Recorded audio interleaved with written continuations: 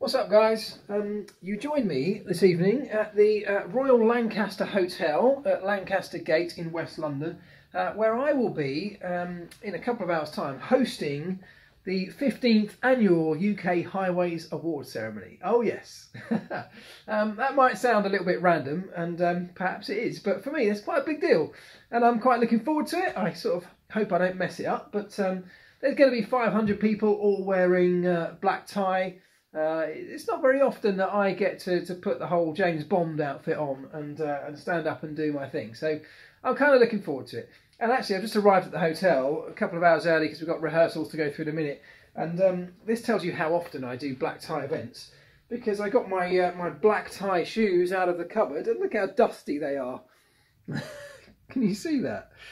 They're so dirty, they've just been sat in the top of a cupboard for months. So something I never ever do when I get to a hotel is dig out the shoe care from the cupboard. How often does anybody ever use this? Well, there we go. I've dug it out, I found it, and I'm about to give it a dry run.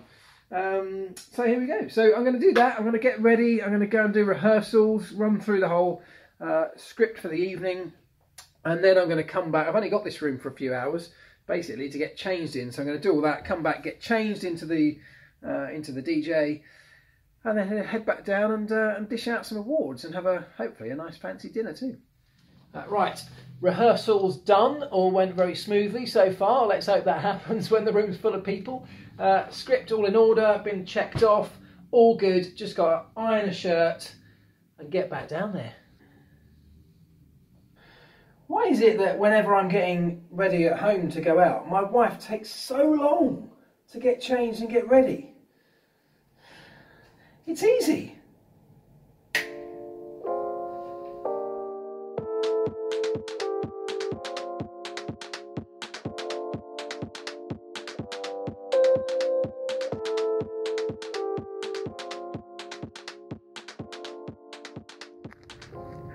Well, that was last night, and I'm pleased to say that it all went really well, and I actually really enjoyed it. It was good fun, it was really interesting. Look at these two. And there were a lot of links, really. I know it seems tenuous, but the Highways Agency of the UK, of course, runs everything to do with our transport infrastructure, certainly in terms of the road networks and everything around that. And had some really interesting conversations about things like connected vehicles and autonomous vehicles and how they're being tested and what impact it might have. And I suspect that may become an Electric Tuesday conversation at some point. But anyway, it went very well. I was knackered by the time I got back. I was certainly knackered this morning because it was very late. And I'm up early again this morning, just taking the dogs for a quick walk, and I've got to drive all the way up to St George's Park in Burton-on-Trent shortly to go and do a talk up there. Anyway, and then back again after that. Anyway, there's a few of you asked a couple of questions based around some technical updates in Formula 1 that I thought I might address. One of them being the Mercedes wheel design, rim design, that's been questioned by Ferrari, had its legality questioned by Ferrari. It actually has been deemed legal, and I don't quite know, it's something I've got to dig into a bit more. Basically, it's has links, or the query has links back to Red Bull's design a few years ago, where it had holes running through the rim to sort of channel air, energized air that had been spun up almost by the moving rim and then being channeled out, kind of in a similar way to the way that a blown axle works, but because the airflow is being energized as the wheel rim's spinning at very, very high speed, it was deemed to be a movable aerodynamic device. Now Mercedes have come up with something that, at least at first glance, looked like it might have some similarities, and Ferrari questioned whether it was legal.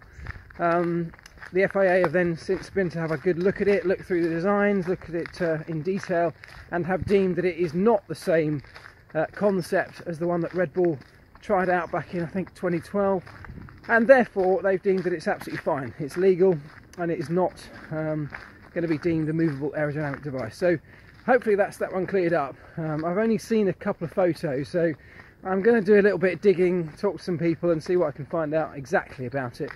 But essentially they're allowed to run it, and that means that probably Ferrari and others will now start to look at whether they can implement their own designs and whether they will help them. The concept behind it, of course, is to help manage tyre temperatures, which is something that's so crucial nowadays in F1. If you can pass some of the hot air out from the brakes, you can help to, if you've got a problem overheating tyres, for example, you can manage to release some of that hot air out from inside the wheel rim and stop it kind of transferring, that heat transferring through to the carcass of the tyre. So that's the idea behind it. But anyway, I'll try and bring more detail on that as and when I get it.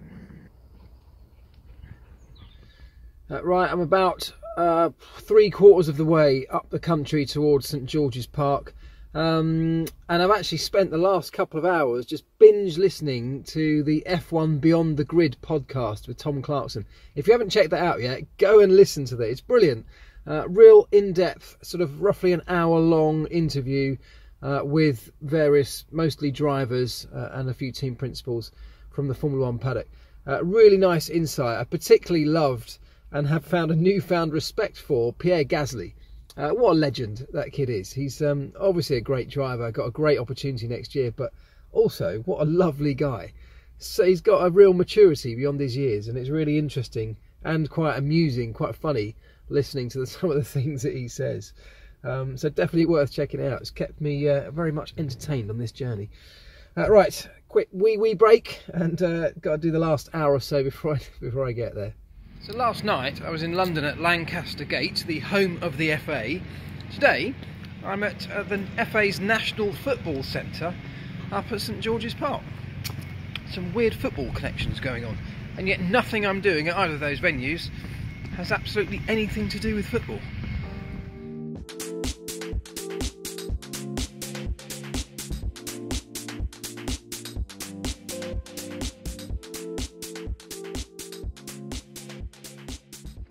Right, well, it's now Friday morning. It's quite early Friday morning. This week's been a manic week. I've not had enough sleep, so I'm really looking forward to the weekend. This weekend actually is a special one in our household because it is Claire's birthday tomorrow on Saturday, so we're going to try and make that a special day for her. Today though, this video comes to an end because the next video that I'm doing starts right here. I can't tell you exactly what it is, but it's a pretty cool video, I think it's going to be.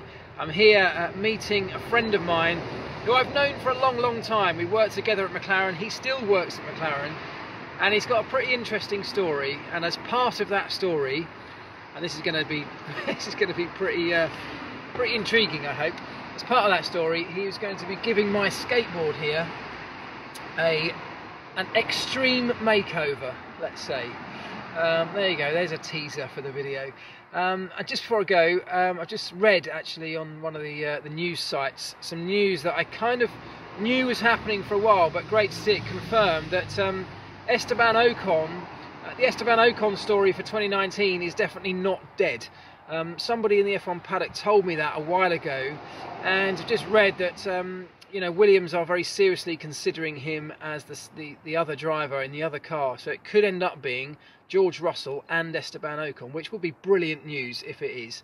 I know they've got to find some funding to make that happen. This is not a Mercedes-led deal, nor was the George Russell deal, by the way. But if we can get Ocon in a Williams, even though they're struggling at the moment, next year is a reasonably big reset, certainly an aerodynamic reset.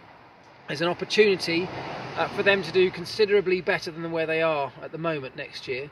That would be great, just to see him to still be able to ply his trade, to still keep himself fresh in the minds of Formula One fans and of people like Toto Wolff, with a view to 2020 and beyond. I think that one of the sticking points is that Esteban Ocon only wants a one-year deal if he goes to Williams, and the reason for that, of course, is that the conversations he's had with Toto Wolff, I'm sure, are very much suggesting that he will be a major contender for the seat alongside Lewis Hamilton in 2020. Therefore, he doesn't want to be tied into Williams or any other team on a longer-term deal. George Russell signed a multi-year contract because his Mercedes factory team options or opportunities are probably a few years down the line yet, perhaps when Lewis Hamilton decides that he's had enough and he wants to retire. But Ocon is much more of a sort of shorter term prospect for the Mercedes team, and his next contract, if it is with Williams, needs to reflect that. So that's what's going on in the background right now. Hopefully we'll get an answer on that very soon. But enjoy your weekend, guys. Enjoy the US Grand Prix. I think it should be a good one. The weather looks like it's going to play a major part in this race. Will we get a brand new world champion? Will Lewis be 5 times world champion by Sunday night? Personally, I kind of think he will. Enjoy it, folks. Speak soon.